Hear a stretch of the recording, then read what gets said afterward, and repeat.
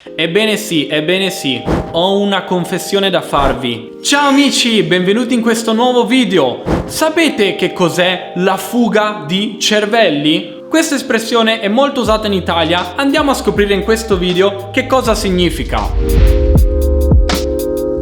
Io sono Carlo, se siete nuovi su Piazza Square, questo canale parla di italiano, come imparare la lingua, ma anche molti altri temi che hanno a che fare con l'Italia. Uno di questi è il lavoro. Quindi, se non sei ancora iscritto al canale, iscriviti adesso per non perdere neanche uno dei nostri video.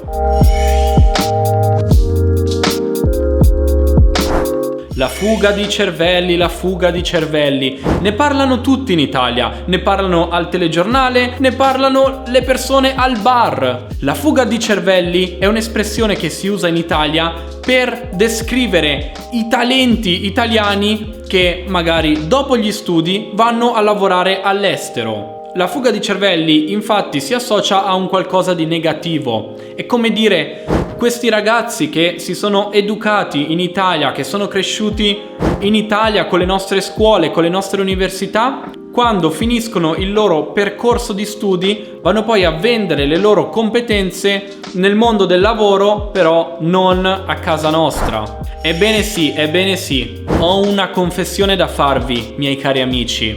Anch'io ho studiato in Italia e poi sono andato a lavorare all'estero. È vero, è così, devo dirvi la verità. Ho studiato al Politecnico di Milano ingegneria meccanica, dopo la laurea ho trovato lavoro in Liechtenstein ed è qui che tuttora lavoro. A breve mi sposterò a Dallas, Texas, negli Stati Uniti. Questo vuol dire che, anche avendo conseguito una laurea in Italia, alla fine l'Italia non sta beneficiando delle mie competenze.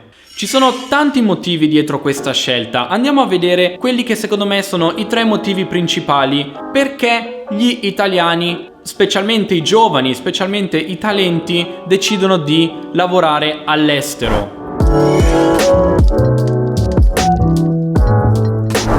Uno dei motivi è che all'estero tanti settori sono più avanti rispetto all'Italia. Specialmente se parliamo di ingegneria, ci sono molte industrie in cui altri paesi europei vincono rispetto all'Italia. Se guardiamo al mondo automotive, quindi al mondo delle auto, la Germania è il numero 1 indiscusso in Europa. Anche se in Italia abbiamo la Fiat e abbiamo qualche altra realtà importante anche come la Ferrari, tanti ragazzi che hanno studiato ingegneria e sono appassionati di automobili magari decidono di andare in Germania o decidono di andare a lavorare in altri paesi perché l'industria lì è più forte dell'industria italiana. Un altro motivo per cui tanti italiani decidono di andare a lavorare all'estero è un po' per ampliare i propri orizzonti, per espandere i propri confini, per scoprire delle realtà diverse. Questi ragazzi magari lasciano l'Italia con l'idea di tornare in Italia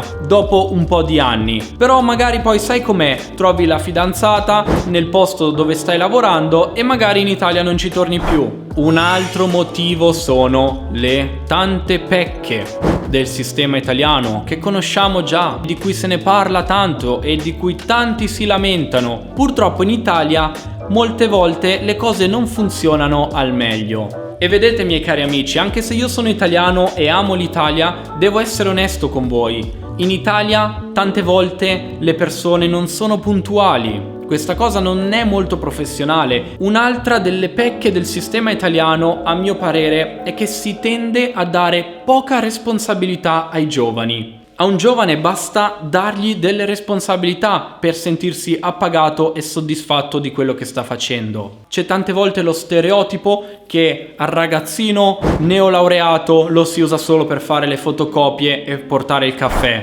Un altro motivo che alimenta la fuga di cervelli: stipendi. È risaputo che ci sono tanti paesi che pagano meglio che l'Italia. Questo potrebbe essere uno dei motivi che spinge tanti giovani a lasciare Il nostro paese, se pensiamo ad esempio alla Svizzera, gli stipendi sono molto più alti che in Italia e se un ragazzo è bravo a gestirsi i propri risparmi e a gestirsi le proprie finanze personali, può anche risparmiare molto di più di quello che risparmierebbe con un lavoro in Italia. Quindi, qual è la soluzione per fermare la fuga di cervelli? Penso che non ci sia una soluzione nel breve termine, ma è un qualcosa che avverrà nel corso degli anni, di tanti anni.